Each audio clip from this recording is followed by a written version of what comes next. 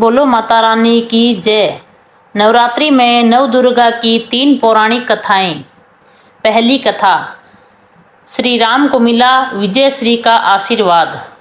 लंका युद्ध में ब्रह्मा जी ने श्री राम से रावण वध के लिए चंडी देवी का पूजन कर देवी को प्रसन्न करने को कहा और बताए अनुसार चंडी पूजन और हवन हेतु दुर्लभ 108 नील कमल की व्यवस्था की गई।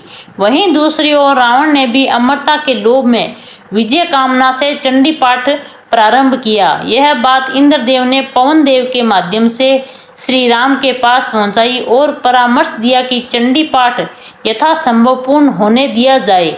इधर हवन सामग्री में पूजा स्थल से एक नीलकमल रावण की मायावी शक्ति से गायब हो गया और राम का संकल्प टूटता सा नजर आने लगा। भय इस बात का था कि देवी मां रुष्ट न हो जाए। दुर्लभ नीलकमल की व्यवस्था तत्काल असंभव थी। तब भगवान श्री राम को सहज ही स्मरण हुआ कि मुझे लोग कमल नयन नवकंच लोचन कहते हैं, तो क्यों न संकल्प पूर्ति हेतु एक नेत्र अर्पित कर दिया जाए। और प्रभु राज जैसे ही तूरीन से एक बाण निकालकर अपने नेत्र निकालने के लिए तैयार हुए, तब देवी ने प्रकट हो हाथ पकड़कर कहा, राम मैं प्रसन्न हूँ, और विजय श्री का आशीर्वाद दिया।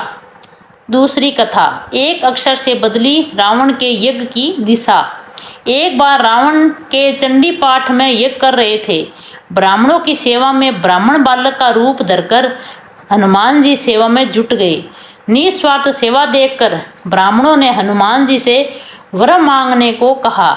इस पर हनुमान जी ने विनम्रता पूर्वक कहा, प्रभु आप प्रसन्न हैं तो जिस मंत्र से यज्ञ कर रहे हैं उसका एक अक्षर मेरे कहने से बदल दीजिए। ब्राह्मण इस रहस्य को समझ नहीं सके और तथास्तु कह दिया। मंत्र में जया देवी भूर्ति हरिणी ह के स्थान पर के का उच्चारित करें, यही मेरा इच्छा है। भूर्ति हरिणी यानी कि प्राणियों की पीड़ा हरने वाली, और करिणी का अर्थ है हो गया प्राणियों को पीड़ित करने वाली, जिससे देवी रुष्ट हो गई और रावण का सर्वनाश करवा दिया।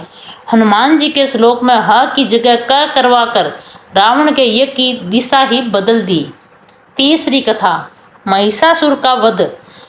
नवरात्रि पर्व से जुड़ी एक अन्य कथा के अनुसार देवी दुर्गा ने एक भैंस रूपी असुर अर्थात महिषासुर का वध किया था। पौराणिक कथाओं के अनुसार महिषासुर के एकाग्र ध्यान से बाध्य होकर देवताओं ने उसे अजय होने का वरदान दे दिया। उसको वरदान देने के बाद देवताओं को चिंता हुई कि अब वह अपनी शक्ति का गलत प्रयोग करेगा और प्रत्याशित प्रतिफल स्वरूप महिषासुर से नरक का विस्तार स्वर्ग के द्वार तक कर दिया। और उसके इस कृत्य को देखकर देवता विस्मय की स्थिति में आ गए। महिषासुर ने सूर्य, इंद्र, अग्नि, वायु, चंद्रमा, यम, वरुण और अन्य देवताओं के सभी अधिकार छीन लिए हैं और स्वयं स्वर्गलोक के मालिक बन बैठा है। देवताओं को महिषासुर का प्रकोप से पृथ्वी पर विचरण करना पड़ रहा है। तब महिषासुर के इस दुस्साहस से क्रोधित होकर देवताओं का नाश करने के लिए सभी देवताओं ने देवी दुर्गा की रचना की। ऐसा माना जाता है कि देवी दुर्गा के निर्माण में सारे देवताओं का एक समान बल लगाया गया था।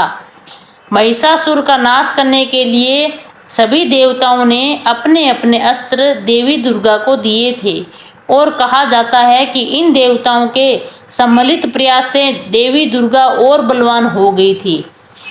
इन 9 दिन देवी महिषासुर संग्राम हुआ और अतः वे महिषासुर मर्दिनी कहलाई। बोलो माता रानी की जय, साचे दरबार की जय।